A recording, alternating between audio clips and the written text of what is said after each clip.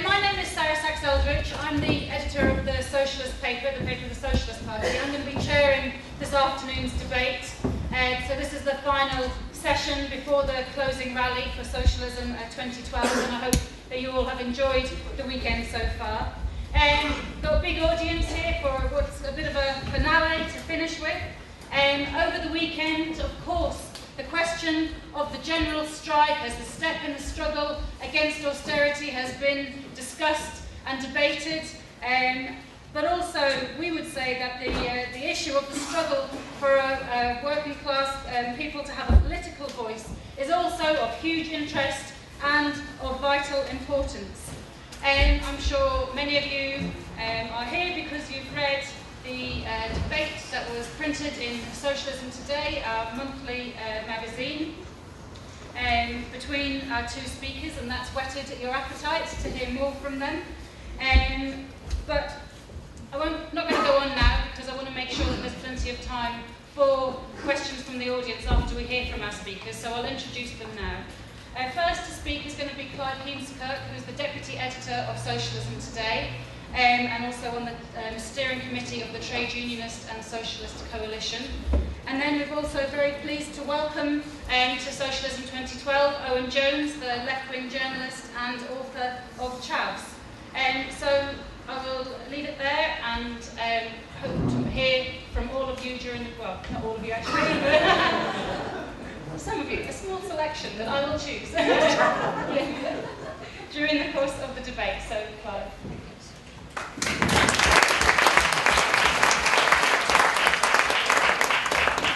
Alright, I'd like to start by welcoming Owen to this debate to discuss this critical question that faces the working class. How, in the deepest crisis since the 1930s, can we get a vehicle for working class political representation against the pro-austerity consensus that dominates political debates today? Now, somebody said in the reference to the debates in Socialism Today that there was no winner in that exchange. And I think that's true, actually. On the one hand, the Labour Party conference confirmed, in my opinion, that there isn't really much sign that the Labour Party is any closer to being reclaimed for the working class.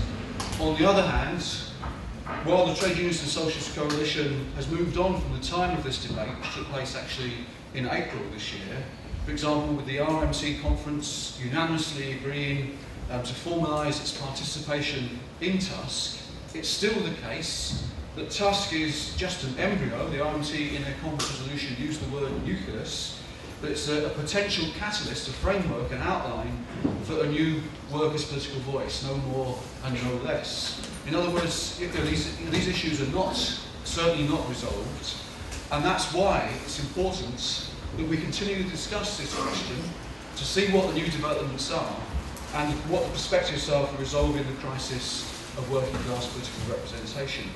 Now, the first question really that arises out of this debate is the Labour Party qualitatively different to the Labour Party of the past? After all, the first monetarist government, or neoliberal government of the post-war era, was the government of James Callaghan and Dennis Healey, where Callaghan, Prime Minister, used the phrase "the party is over" to describe the end of Keynesianism, the end of the idea of increased social spending, the development of the welfare state, the intervention of the state into market relations, including the question of nationalisation, extending public ownership and so on, that characterised the post-war periods. After all, if we go back to the history of the Labour Party, Labour's history includes the experience of the Labour government of 1928-1931, where they dealt with the issue of the first Great Depression at that stage by the measures of austerity. Eventually, of course, the defection of the Prime Minister Ramsay MacDonald. Even going back to the very early period of the formation of the Labour Party, it was within 10 years of the formation of the Labour Party that Arthur Henderson, the leader of the Labour Party, joined the coalition governments during World War I to prosecute that imperialist war. In other words, there have always been a pro-capitalist leadership of the Labour Party which has defended the interests of capitalism even when it has felt obliged to partially reflect the anger of the working class. It was always, in Lenin's terms, a capitalist workers' party with a working class base primarily reflected from the trade unions, but with a pro-capitalist leadership. So in what ways has the Labour Party today become a qualitatively different organisation? Its class character changed so that we have to draw the conclusion that it can be no longer be reclaimed. In other words, what we mean by that is that it can no longer be a means for the working class to find its collective voice, political voice within the framework of that party, to potentially at least overthrow, have the possibility of overthrowing that pro-capitalist leadership. And at certain key points in the history of the workers' movements, the Labour Party has not been fully under the control of the capitalist class. Just as a tiny example, in 1920, when the Labour Party, along with the TUC, organised a conference in Central Hall, Westminster, of over 1,000 delegates to decide to establish councils of action to organise a general strike to stop the intervention or support of British imperialism for intervention against the Russian Revolution at that stage. That wasn't the capitalist class controlling that organisation. It still had a possibility in at that stage of the working class finding its political voice through the structures and the framework of the Labour Party at that point. So what has happened in that sense to change the Labour Party and therefore its class character to the present situation today? Now, the first of all, and an important factor, is of course the policies, or more accurately the ideological basis of that party. The Labour Party didn't adopt an explicitly socialist programme at its formation in 1900, but very early on it came to the idea of public ownership. It came to the idea, it reflected in that sense the consciousness of the workers of the need to defend themselves against the free exercise of the market, culminating at that stage in Clause 4, Part 4, adopted in 1918, calling for effectively public ownership of the means of production, distribution and exchange. Now, of course, Clause 4 was abolished in 1995.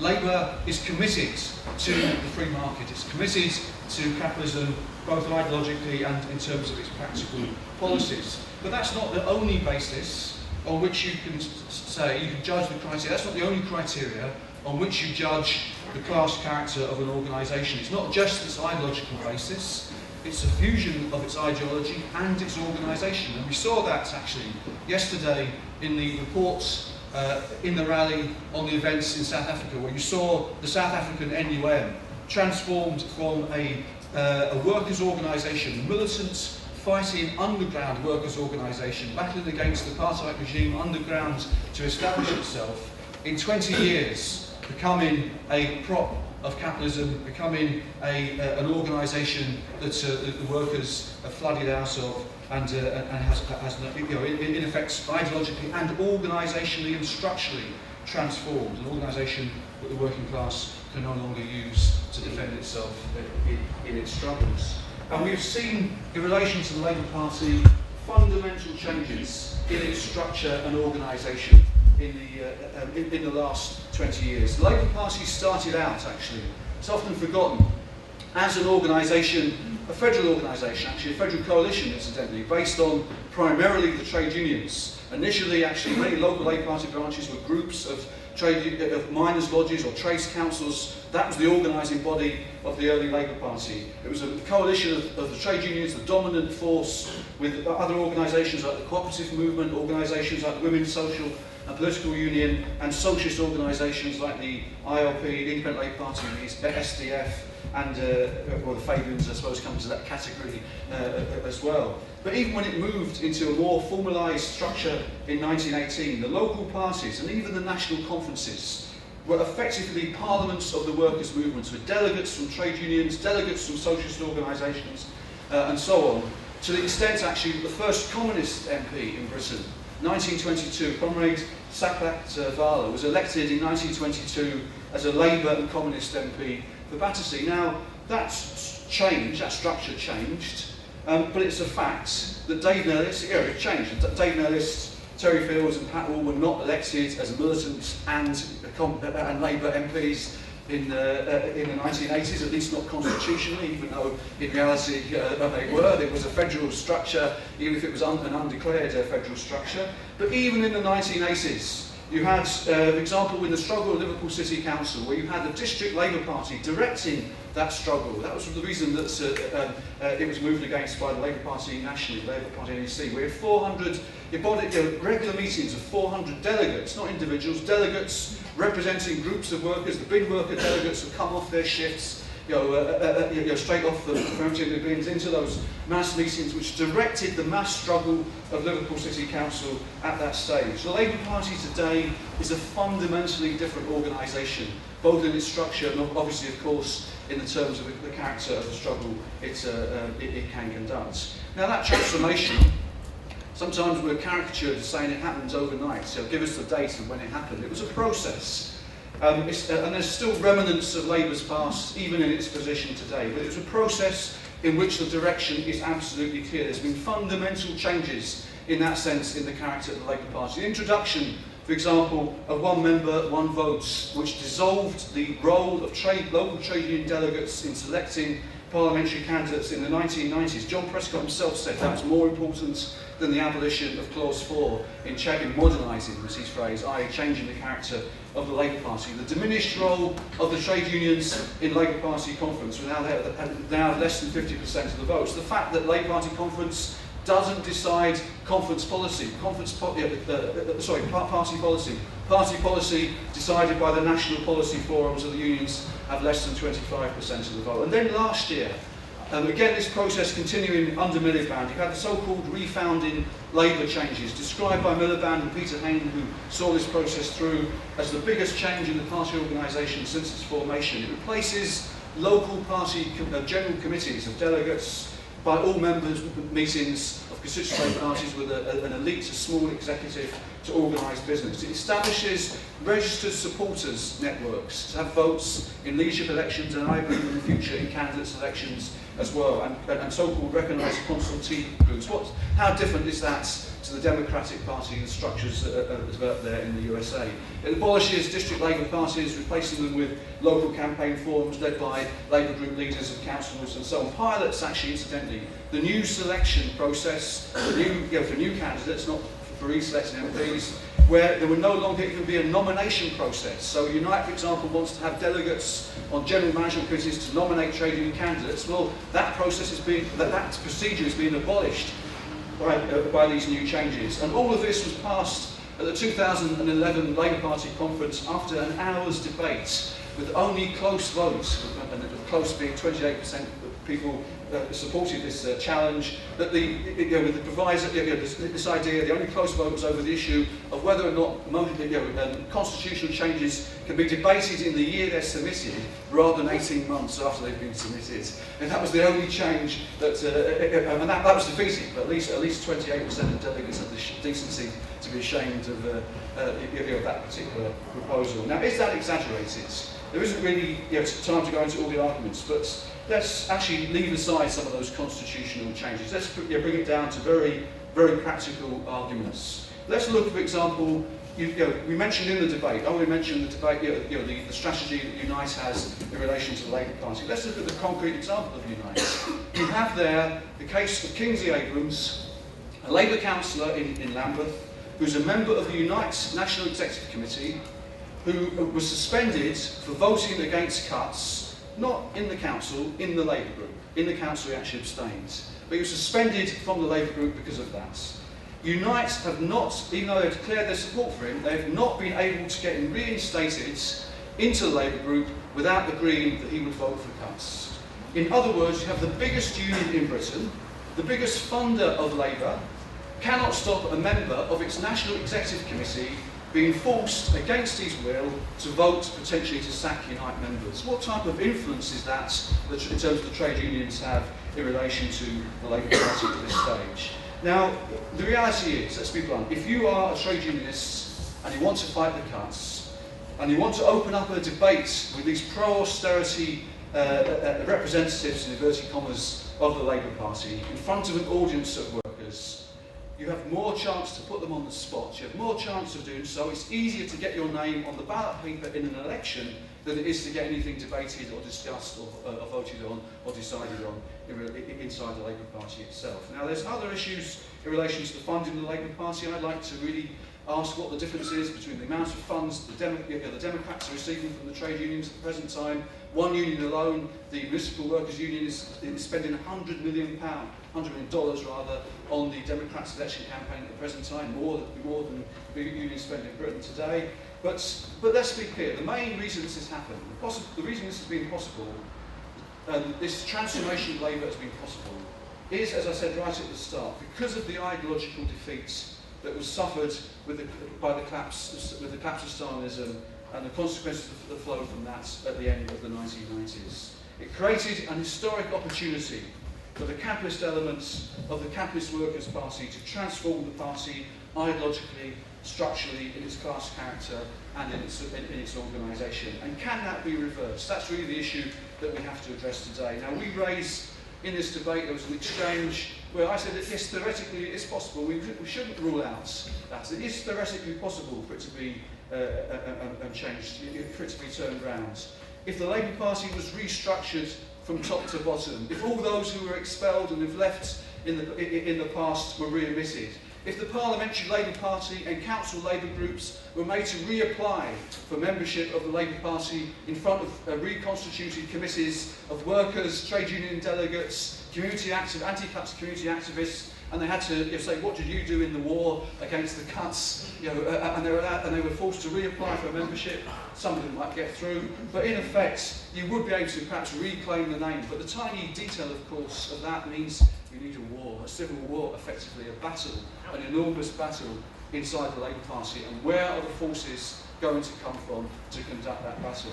And the last few points that I can make, given my time, in the debates in the Socialism today, Owen made the arguments, if you can't convince the unions to change the Labour Party, how can you convince them to set up a new Workers' Party? But actually, he also made a point which I think answers his own arguments when he said in relation to the non-affiliated unions, probably the most militant, including the most militant unions in Britain today, the RMT, the PCS, the NUT, the FBU, the UCU, the POA, unions which have political funds representing 1.6 million workers, more incidentally than the number that was involved in the formation of the Labour Representation Committee in 1900.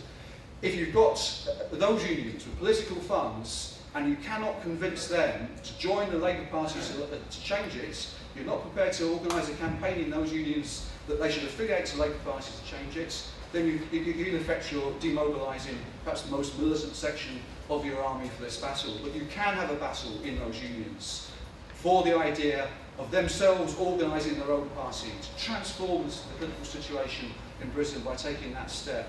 Tusk is only an outline of that. It's not a case of affiliate to Tusk or affiliate to Labour. It's a case of arguing the case for trade unions to take the important step of controlling their own destiny, not just industrially but on the political plane as well. And even if you just established a party on that basis, that would transform the situation in Britain. There's many other issues that need to be discussed and will be discussed, I'm sure, in this debate. The international lessons from Greece, from South Africa, is another example to be thrown into it. But what is absolutely clear from the situation in Britain today is that a new Workers' Party, even if it was just initially based on the present unaffiliated trade unions, combined with the campaigns that are developing, combined with the burning anger against austerity that exists, the struggle that will brew to save the NHS and so on, that would transform the balance of class forces in Britain and put back the question of socialism back on the agenda.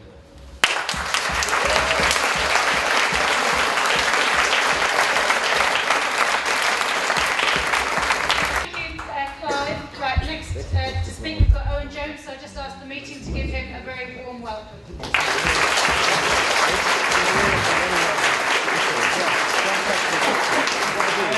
Comrades, friends, brothers, sisters, it's a real honour to be here this week, and I know you've had a great 2 days of discussion and debate in the best traditions of the labour movement and socialism in this country and elsewhere. And this is an absolutely key debate and discussion to be having. The central crisis of politics today is the crisis of working class political representation. At a time when the working class is being made to pay for a crisis they did not cause. So this discussion could not be more pressing, so I'm glad that we're having it today. And the point I'd always make is this: I always try and act today in the most non-sectarian way possible. In fact, I speak at any left group that'll have me, ranging from the SWP to Workers' Power. And I suppose sometimes on the left we have this habit sometimes of thinking of each other that we're not speaking in good faith, that we're either guilty, we're motivated by ulterior motives, whether it be sectarianism or careerism. But I know absolutely that you are, in a sense, as dedicated as anyone I could possibly know to the cause of the labour movement. Of course, I know you're acting in good faith. And like you, I share the same objectives. I want a democratic socialist society run by working people in the interests of working people. Now, I accept we quibble on a couple of details of how we get there, but that remains, I would like to think, our common cause. Now, I actually want you to do well as well, because it actually would bolster my cause if you could build a strong left of Labour force. So I don't act in any sectarian way. I genuinely do wish you the best, partly out of selfish reasons. And I actually come from the same tradition as you. I was born practically into the militant. My dad knew Clive pretty well. My dad was a South Yorkshire organiser for the militant for many years, including during the miners' strike. I used to work for a long time for John McDonnell, who was very much, I suppose, the figurehead of the Labour left. I helped run both his leadership campaigns, they went well. But while I was working in his office, actually my job was working for the non-affiliated unions that have just been described, like the RMT, FBU, PCS, and so on. I was described as a journalist at the beginning, but I should probably make it clear I never actually wanted to be a journalist. I ended up as one by accident, and I write as a means to an end to try and give a platform to people, ideas and causes otherwise airbrushed out of existence. Spent my life going around the country talking to trade unionists, workers, students, peoples and others. For example, I was at Tower Bridge yesterday supporting the living wage for cleaners. And when I go around the country, what I hear is this, time and time again, and you all hear it too, it is a desperation for a coherent alternative. And I suppose that, again, all of us are united in trying to seek that out. Now, this is my starting point. My starting point is this. There is no tradition in this country of a successful mass left of Labour party in the entire history of this country. There have been numerous attempts, countless attempts, in the 112 years since the Labour Representation Committee was founded in 1900 at forming new left parties. And I'll be honest with you, all of them ended in exactly the same way, in failure, despite often far better political conditions for the left, certainly, than exist today. The Social Democratic Federation of Hindman in the turn of the 20th century, the Independent Labour Party. My great uncle actually was on the football team of the ILP in the 1930s, and they left in disgust at the betrayals of the Labour government of 1929 to 1931. And although my great uncle had a great time kicking football about, they dwindled into insignificance. The Communist Party, again, my granddad joined the Communists in the late 30s as an apprentice dock worker in Portsmouth. And although they had at times pretty significant roles, not least in the national minority movement of shop stewards, for example, in the 1920s onwards, again, they never achieved the level of mass support that they did, their sister parties did on the continent. The peak was getting 2 communist MPs elected in the aftermath of World War II. The Socialist Labour Party, I might not even bother with that one, I'm afraid. The Socialist Alliance, which I flirted with when I was a teenager, which I appreciate, maybe you probably still think I am. Respect. And of course, yourselves. And when you left the Labour Party, the Open Turn, your predecessor organisation, Peter Taft promised is probably pushing it, a red decade. It didn't materialise.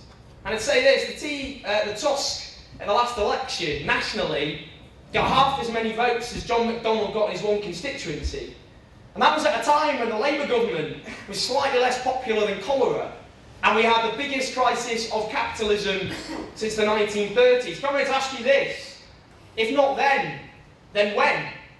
And at the moment what we've seen And we talk about what happened under New Labour. There was this idea of so-called Middle Britain, middle-class voters. It was actually misconstrued, because the real Middle Britain are those earning 21 grand a year. It's the median income in this country. But those who fled the Labour Party weren't middle-class voters, as was projected by the defenders of New Labour, who said working-class voters have nowhere to go. We know that working-class voters abandoned Labour in their droves. Labour lost 5 million votes in their 13 years in power. The Tories only gained 1 million votes. But at the moment, what we see in the polls, as the trauma of the Tories devastating communities across the country occurs, we've seen the surge in the Labour's vote has overwhelmingly come from working class voters who simply stopped voting and sitting on their hands. They're not, as things stand, 4 years into this crisis, flocking into the arms of parties like yourself. Now, this is how I see New Labour, this is how I see how it emerged. And I'll just be clear about where we stand with New Labour, because our analysis will be, in many ways, pretty similar. New Labour laid the foundations of what this government is doing, whether it be the privatisation of our National Health Service, the attacks on our welfare state, the introduction of tuition fees, for example. They allowed the situation, as Tony Blair once boasted, of having the strictest anti-trade union laws in the Western world. All of this is absolutely true, but this is where New Labour came from, in my view. It was, as Clive himself discussed, a product of defeat, numerous defeats. In fact, the biggest set of defeats the left globally has suffered since it emerged as an independent political force. So we saw the rise of the new right from the late 70s onwards, obviously spearheaded by Thatcherism. We saw the repeated crushing defeats of the trade union movement.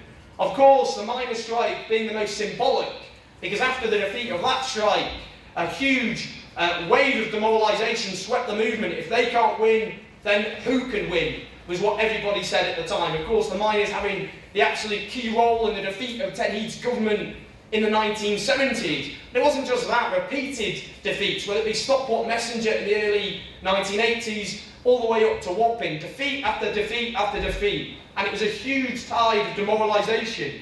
And what we saw, if we go back to the 1970s, for example, the number of shop stewards in the early 1970s was 200,000. By the end of the decade, it had surged to 300,000. By the 1984 even, obviously on the eve of the defeat of the miners, it reached 335,000. We're down now to a rump of shop stewards of around 128,000, and that, I have to say, comrades, probably optimistic. More than half of all workers, or around half of all workers in 1979, were members of trade unions. That has almost halved after all these defeats in the last 30 years. In the public sector, it's over half. But in the private sector, just 14% of workers are unionised, and many of those are actually people who used to be in the public sector and their jobs have been privatised. In the new working class, if you like, the service sector working class, unionisation is almost non-existent. In the call centres, for example, we look back, we compare to the mining industry. As many people are working in call centres today as work down the mines, the beak of the mining industry. They are as symbolic of the modern working class as a miner was in the 1950s. And yet trade union density there is appallingly low. Now the trade unions, of course, as we know, are the absolute bastion, the backbone of the left. And those crushing defeats, whether it be because of mass unemployment, anti-union laws, and the defeats themselves, the set-piece defeats of the 1980s, have been absolutely crippled. Another driving force, if you like, of what's happened to the left is a form of globalisation, neoliberal globalisation, which has taken place, which is seen as hemming in even a mild social democratic government, which would trigger a flight of capital with even the mildest reform. And as Clive absolutely says, and this is the overwhelming key reason, the collapse of Stalinism. Now we know, and everyone in this room I hope would agree, that we all are as appalled and repulsed by Stalinist totalitarianism as possible. But the defeat, the collapse of Stalinism unleashed a tidal wave of capitalist triumphalism, which resulted in a global dramatic shift to the right. Not just here in Britain, where we saw New Labour, for example, all the social democratic parties of Western Europe, the ex-communist parties across the world dissolved or shifted dramatically to the right. The African national liberation movements themselves, like the ANC, again, all drifted to the right. It was an almost coordinated, dramatic shift to the right, absolutely everywhere. There was nothing unique, if you like, about New Labour's shift. It wasn't specific to the Labour Party. We're talking about something which happened from Johannesburg over to India, over to London, to Paris, and so on. This was a global shift to the right, which we suffer the consequences of. Now, if we look back and we talk about the Labour Party, the guy talks about the introduction of Clause 4. Now, the whole point of Clause 4, it was that it was introduced at a time of revolutionary ferment. It was the closest Britain had come to a revolution at the time. Even the Metropolitan Police Force went on strike in 1918. At the time, in the diaries of those like Lloyd George reveal this, people thought Britain was on the brink of revolution. There was huge waves of unrest across many of the industrial areas, particularly of northern Britain. However, in truth, that, if you like, Clause 4 was a response to that. It was a response to that bubbling ferment. The abolition of Clause 4, which was first attempted by Hugh Gaitskell, the right-wing Labour leader in the 1950s, wasn't possible then because there hadn't been the requisite broader shift to the right in society. There was still pressure from below which could have stopped it. It was possible in the 1990s precisely because of all those defeats and the dramatic shift to the right. Now, in terms of the role of the trade unions, now what, for example, Len McCluskey, whose election as leader of Unite, I think is one of the most positive signs we've seen in the Labour movement recently, not least because of what it symbolises. He's made the point that the trade unions repeatedly offered blank cheques to the Labour Party and got absolutely nothing in return. Nothing could be truer than that, comrades. But this is what remains, if you like. The trade union link has been weakened. There's no question of this. In any sense, who would deny that? But this is what remains. Not least, firstly, Labour is completely and utterly dependent on trade union funds in order to operate. In fact, it's about 90% at the moment. In terms of their actual powers within the party, they have around 50% of the vote at conference. The whole problem with that, because many of you will go, well, that's a complete waste of time. What does conference do?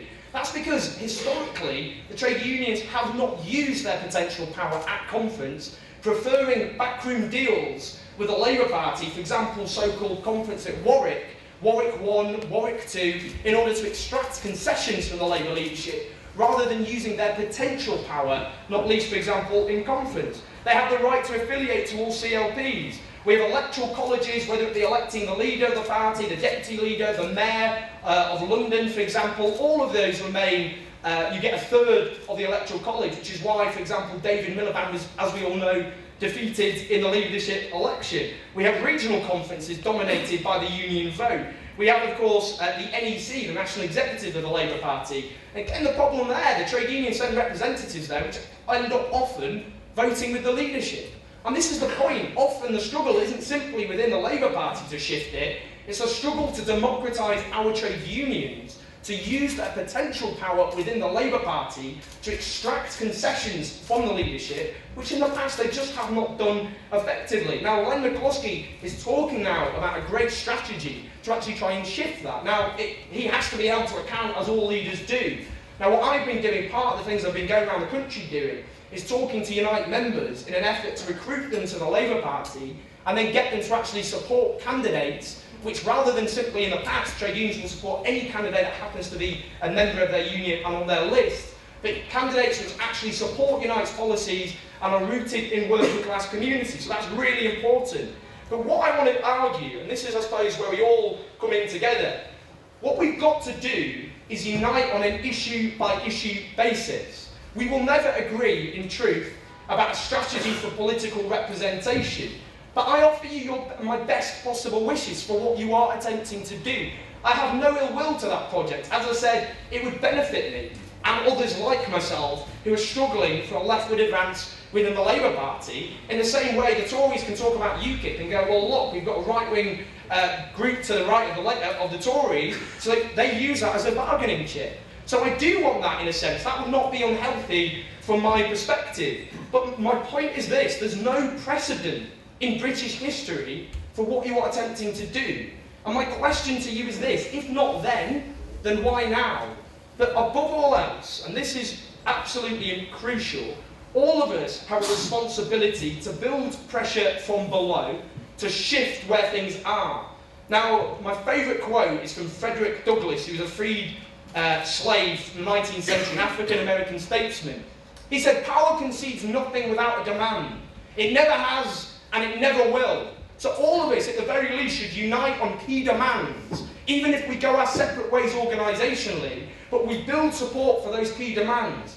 Because my theory is this: there is growing anger out there in what is happening. That anger is now being redirected from those at the top who caused the crisis to people's neighbours down the street. The working poor against the unemployed over benefits. The non-disabled against the disabled, again over benefits. Private sector workers against public sector workers over pensions. It is the age-old politics of divide and rule. And unless we actually succeed in our respective missions and redirect people's anger at those who caused this crisis, my fear is working people will continue to pay for this crisis, and society will be even more reordered in the interests of the people at the top than it's ever been. So let's unite on the key issues, and organisationally we'll disagree, but let's remember, I hope you will all see myself and those like myself not as enemies or rivals, but as people who have tactical disagreements, who are honestly struggling as best as possible for the interests of working people in this country. Thank you.